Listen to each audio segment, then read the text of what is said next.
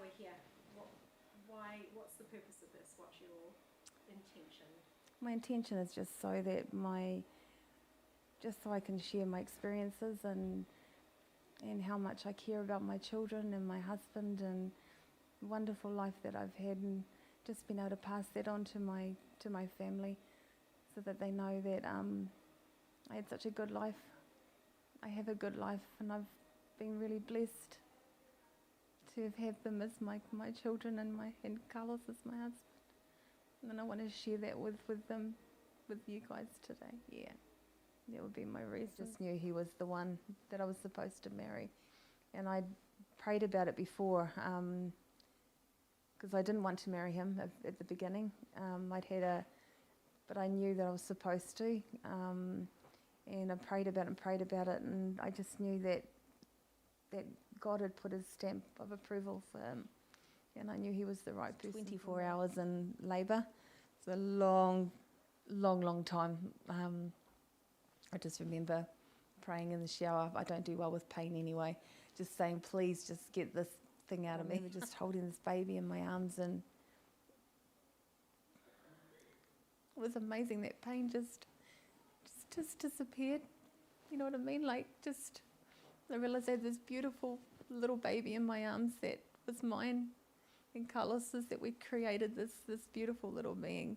And he was gorgeous, even though he had like a cone head to the side, and he was just lovely and olive, and he just looked at me in the face, and he was beautiful. Javier would go running to him with his ball, his pelota, and they would play with the ball all the time together and lie on the mat when he came in through the door, and it was a really special time. And that's when And what was he like as a little toddler?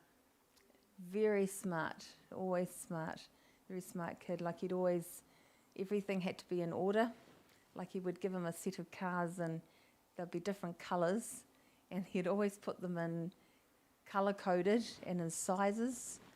And he was very methodical, and everything had to be in its place. But really enjoyed people's company. He was always beautiful, big smile on his face. Terrible sleeper. Never slept at all. Had really bad reflux, and that was a real struggle for me, because I ended up with quite bad depression because I couldn't sleep, and that whole learning curve as well, having the first baby, was really hard. But in saying that, just having him at home, and we were really close. We used to go everywhere with him, yeah.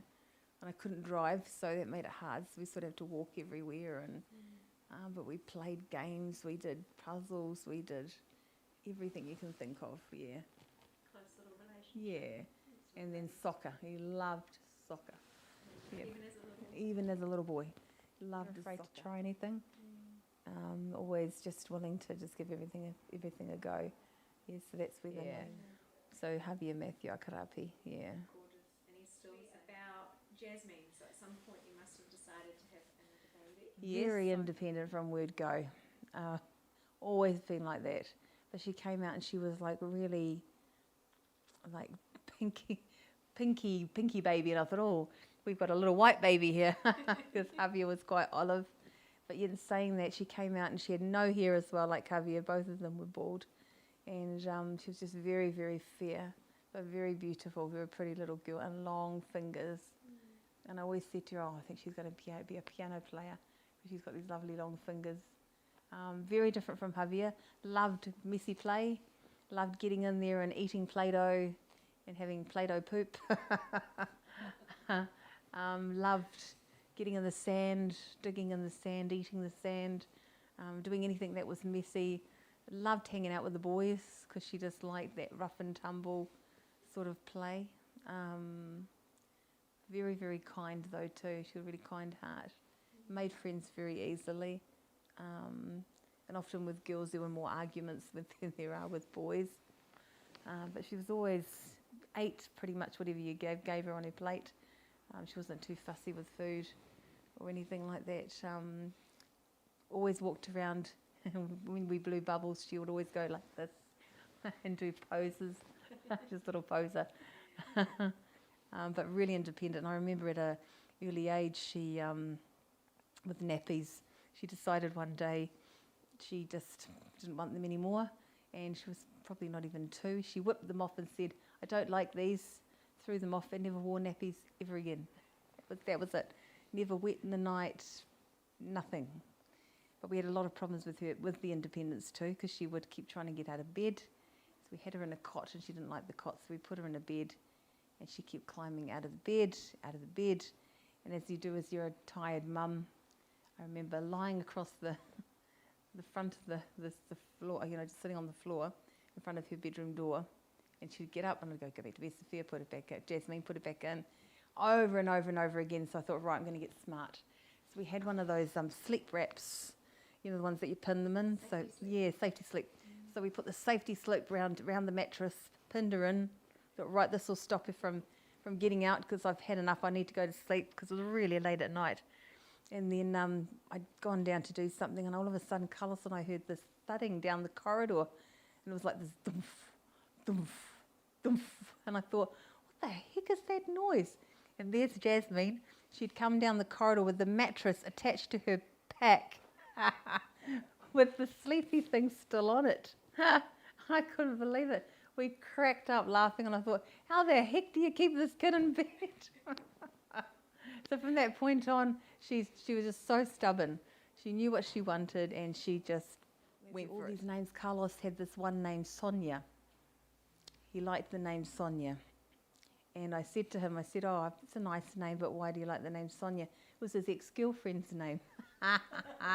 And so I said, there's no way you were calling our daughter after your ex-girlfriend at all. This is not happening.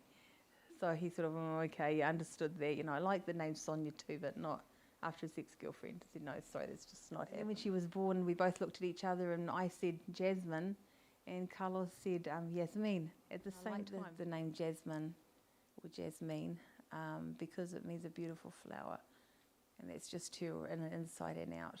Yeah. And when I look at her today, she's blossomed into this beautiful flower.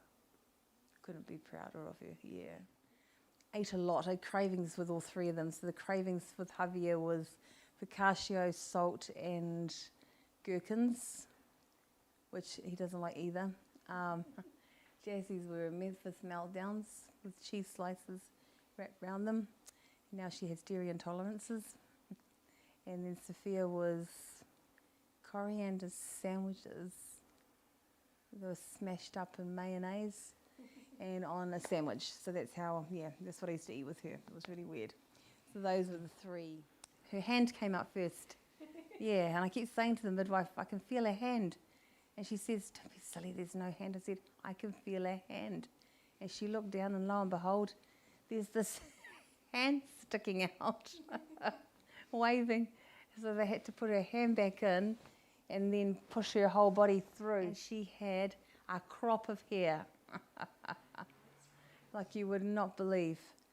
Black hair. So I think I was pretty choked. And I cried with Sophia because she looked South American. She had that black hair, just, yeah. And I just held her in my arms, and she was a lovely little short thing. She wasn't long.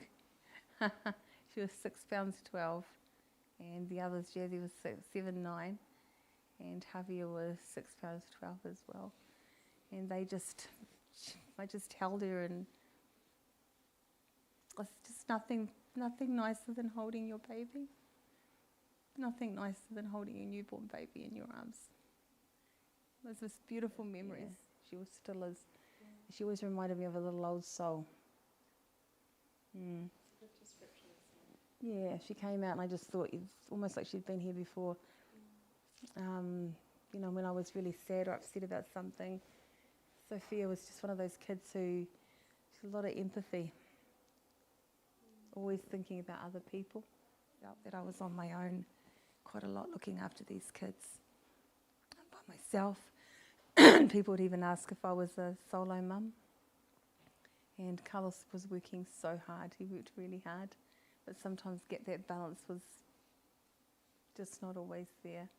And that was really difficult, you know, looking after two children and being pregnant.